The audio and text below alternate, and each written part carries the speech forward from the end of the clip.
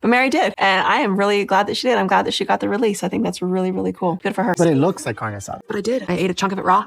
I must actually be done having babies because I'm excited about these ones really big. Gabriel took it very hard because Kody was someone who would take Gabriel with him on business trips. You're not obedient, you're not loyal, you're disrespectful, so I'm done with you. Oh wow, that whole situation sounds like a masterclass in drama and delicious irony.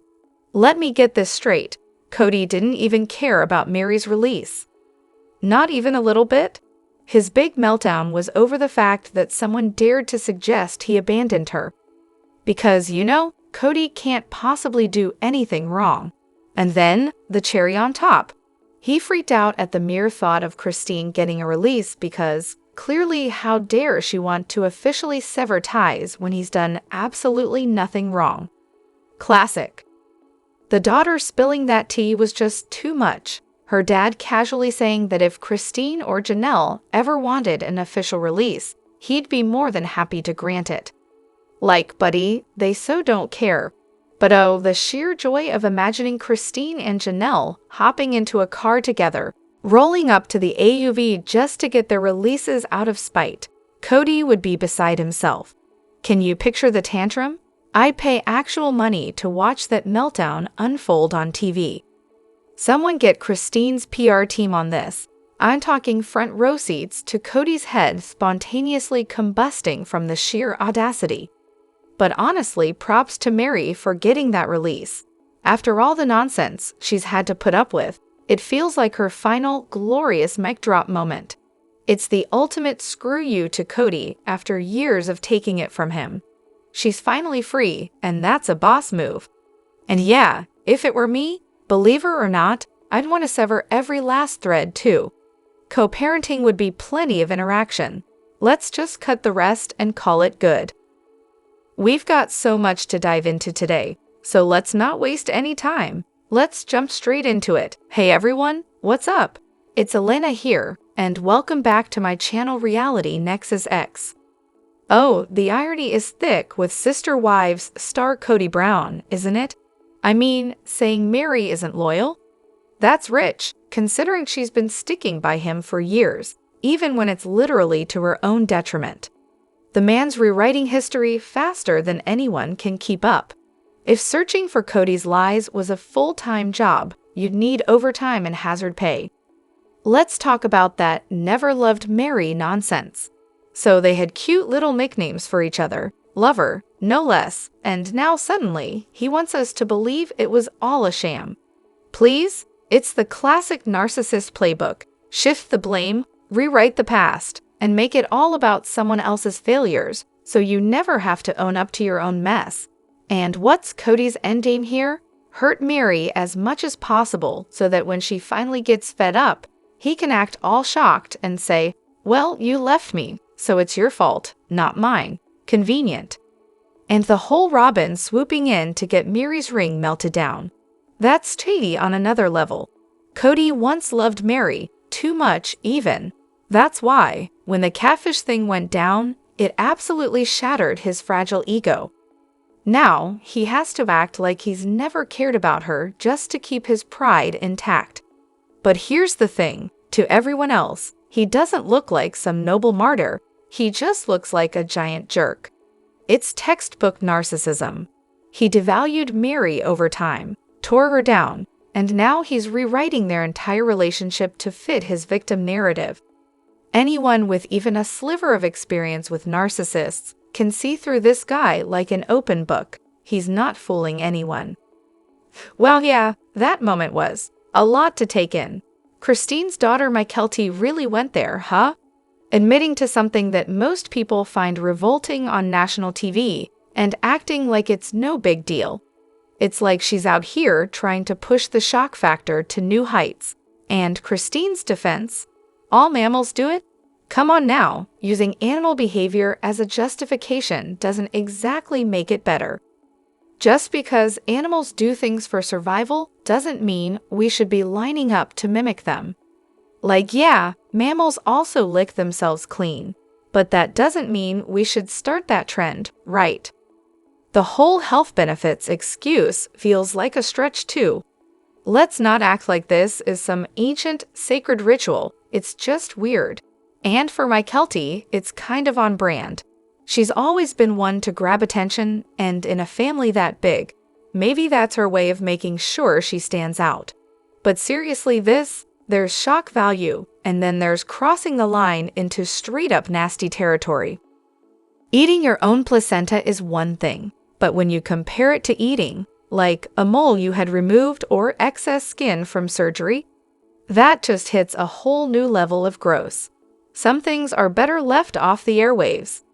Oh, poor Robyn, missing out on her perfect Christmas in the plural life. What a tragedy. But hey, if she's really pining for that plural lifestyle, I'm with you. Let Kody go out and find a couple of new wives. Why stop at 2 though? Let's really ramp things up and go for 3, just to make sure it feels nice and authentic.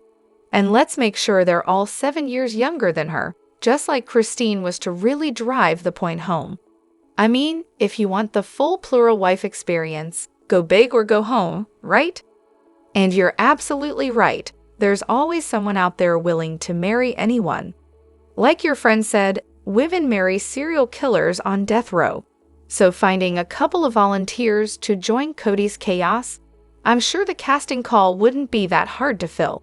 After all, there's a lid for every pot, even if the pot happens to be Kody. As for Mary offering to host the whole family for Christmas and Robyn, saying that's scary, make it make sense, Robyn. You can't claim you're missing the big, plural family gatherings and then turn down the chance when it's handed to you. That's some next-level contradiction right there. Honestly, it seems like Robyn needs to learn that the world doesn't revolve around her perfect holiday fantasies. People have other commitments, like in-laws and creating their own traditions. And who says Christmas has to be one day? Like you said, Christmas is 12 days long, plenty of time to spread the joy. Maybe Robyn could take a page from your book and learn to let go a little. The holidays should be about joy, not forcing everyone into one ideal vision. Also, seriously, Sister Wives star Robyn Brown has no family at Christmas? Where are her siblings, aunts, uncles, cousins? What about her mother? It's baffling that no one wants to be around her. Kody's siblings want nothing to do with her either, which says a lot. Honestly, I wish she'd just hire an artist to recreate the perfect family moment she's always talking about and stop whining. Does she not understand how many people would be thrilled to have their children and spouse all together under one roof for the holidays? Clearly, she has no clue what family really means. And here's the kicker. She says her dreams of a family are shattered, while Kody's kids are out there without a dad. But sure, let's all feel sorry for Robyn. It's laughable how she conveniently forgets that she was the one who prevented everyone from gathering at Mary's or Garrison's because it wouldn't be safe. What's truly disturbing is that I think Robyn genuinely feels heartbroken about everyone being gone. She wanted to be the favorite wife so badly, but she also assumed the OG3 would be financially dependent on Kody forever, like so many women in their community. You can see how skewed their finances are. She envisioned herself as the stay-at-home mom with the youngest kids, while the other wives did all the heavy lifting. Her plan seemed to be to eventually retire on the porch, with a nice little nest egg from the show that was all for her and Kody. Now she's upset that her kids don't get to open their presents with the other kids. She sees how much Kody favors her over them, only kisses her, pulls her onto his lap, talks about their memories together. Meanwhile, the other wives sit there in agony, forced to pretend she's the family savior and matriarch. I doubt any future Christmases will ever fill that void for her. Furthermore, the financial situation between Sister Wives star Kody, Robyn, and the other wives definitely raises a lot of eyebrows. It really does seem like Kody and Robyn were dipping into family money to fund their lavish lifestyle. Robyn's business never appeared to bring in much, and Kody's ventures, like the gun business, likely don't cover the costs of their high-end life. The mortgage on their massive house, feeding the whole family, private school, vacations, and everything else. It's no wonder Kody's having meltdowns left and right, especially since he doesn't have the other wives' financial support anymore. It's hard not to connect the dots between Kody's breakdowns and the financial strain he's likely under. It's like a mix of wounded pride, since he's been dumped, and the stress of no longer having access to the money from Janelle and Christine. Janelle's been open about how money was a major factor in her decision to leave, and her kids are clearly upset with Kody for good reason. The financial abuse angle makes a lot of sense. As for why it hasn't been covered more in-depth, maybe it's because financial abuse tends to fly under the radar compared to the emotional drama that's front and center. But Christine filing for child support is a big step in the right direction. She's clearly done with the nonsense and ready to protect herself and her kids financially, and that could set a precedent for the other wives. And speaking of Robyn begging Meri to stay, it's hard to ignore the suspicion that Meri's income was the real reason Robyn didn't want her to go, even though it was obvious Kody had checked out. Meri's businesses probably helped float their lifestyle for a long time, and once that safety net started to disappear, it was panic mode for Robyn and Kody. The best thing the OG wives could do now? Hire a forensic accountant, like you mentioned. If they could untangle the financial web and figure out who actually paid for what, it would give them the clarity they deserve. The fact that Janelle handed over her savings so Kody and Robyn could live in their fancy house while she was stuck in a trailer says it all. That's beyond unfair, and it's no wonder people are speculating that the McMansion is being sold because someone lawyered up. Sounds like Kody and Robyn might finally be getting a taste of financial reality. Plus, the unraveling of the father of 18, Kody's relationships with his kids is truly heartbreaking. The Brown family used to radiate love and connection, and that's what makes the current fallout so painful to watch. If there had never been that affection, or if it had faded long ago, it wouldn't have cut so deep. But seeing how much love they once had makes Kody's complete emotional detachment from his children all the more gut-wrenching. That photo of Gabe, it's impossible to forget. The raw pain in his eyes tells you everything you need to know about the damage Kody's caused. And Gabe crying over his dad, not caring, it's devastating. A father who can make his own child feel that way, and not even flinch, has lost his humanity. It's not just tragic, it's dangerous, as you pointed out. How can you justify hurting your kids like that and continue on as if nothing's wrong? Garrison saying, "I don't need a dad," with that crack in his voice. That was one of the most gut-wrenching moments in the entire series. Kody's behavior has done so much damage, and you can feel the weight of it in those kids' words. These aren't just passing teenage rants. They're the cries of children who've been deeply wounded by a father who abandoned them emotionally. You nailed it with the narcissism diagnosis. Kody clearly favors his younger kids because they're easy to control. They don't challenge him, and they still give him the adoration he craves. But once his kids grow up and start forming their own identities and opinions, especially if they don't align with his, he checks out. He did it to Gabe and Garrison, and you're right. If Robyn's older kids ever step out of line, Kody would likely drop them just as fast. Right now, they're trained to worship him, but if that ever changes, he'll turn on them too. The favoritism is blatant. Back when things were good, Kody's favorites were Janelle's kids, her strong sons, and Maddie, the charming daughter. Now, Saul and Ari get all the attention, not because Kody suddenly developed more love for his younger kids, but simply because they're Robyn's. The rest of the children, especially from his other wives, seem to barely register on his radar anymore. It's like he's checked out from being their dad altogether unless they're bending to his will. TLC needs to shift gears. Give us a Christine and Janelle spinoff with their adult kids, the ones who've broken free and are creating their own lives away from Kody's toxicity. It would be refreshing to see the family members who are healing and moving forward without him. As for Kody, It's time to get that ramen noodle do off our screens for good. He doesn't deserve a platform.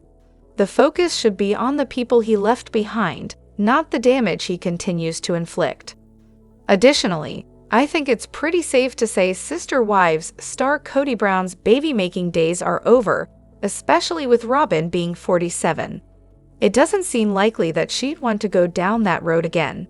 And the idea of Kody bringing in a new, younger wife to have more kids, that feels like a hard no.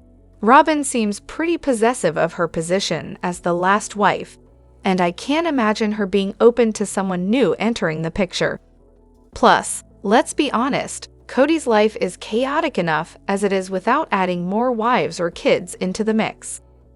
It's wild that people are even wondering if he's done.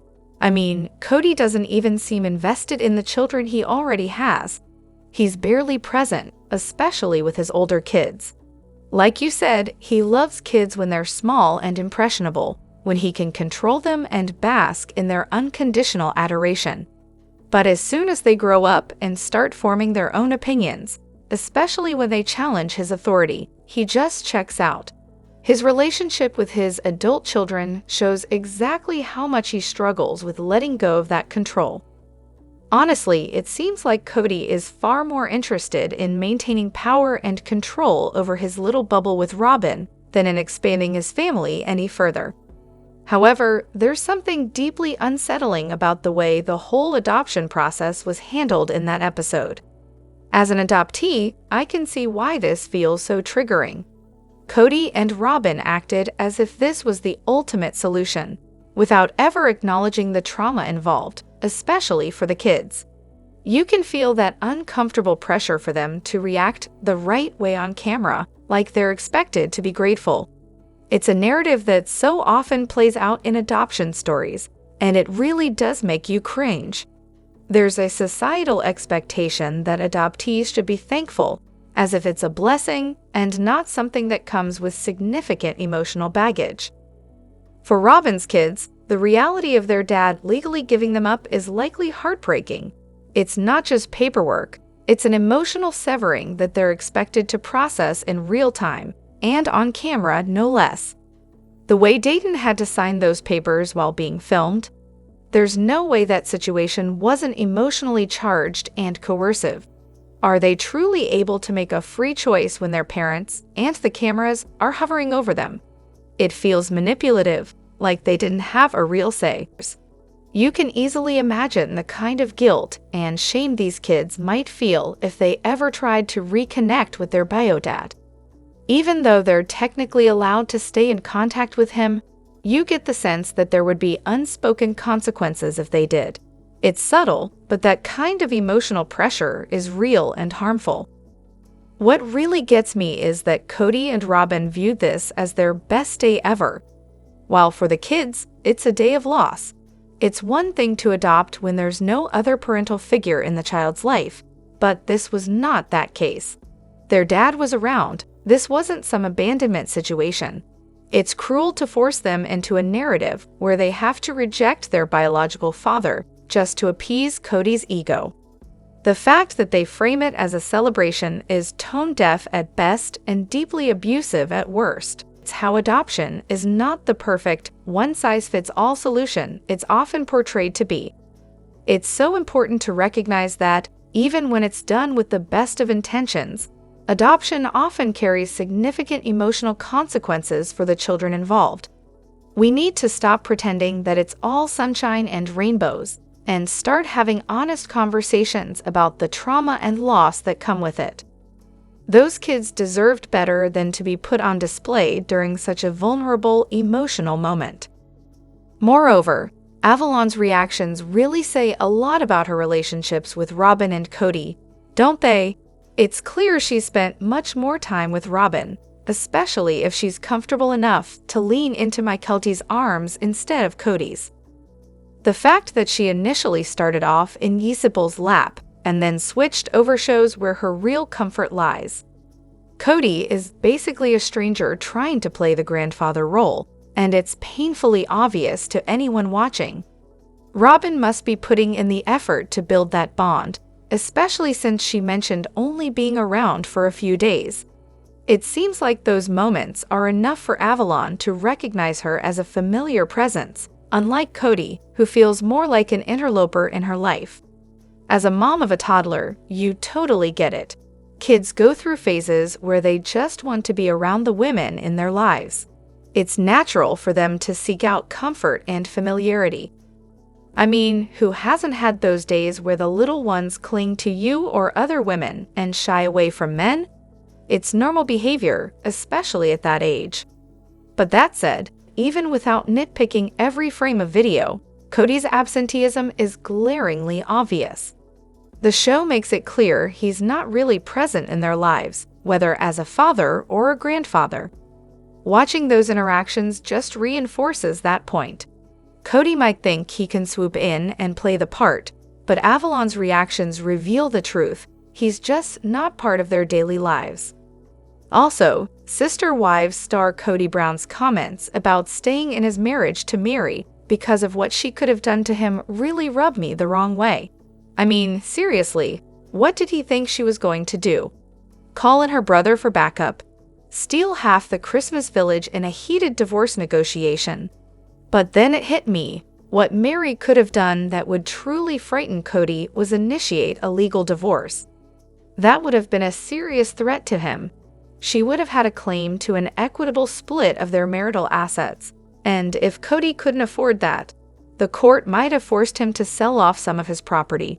Plus, if Meri had contributed to any of his businesses or had been working unpaid for him, he'd be looking at an even bigger financial hit. So yeah, it's clear now that Kody's real fear was the divorce itself. And let's not overlook how savvy Robyn has been in this whole situation.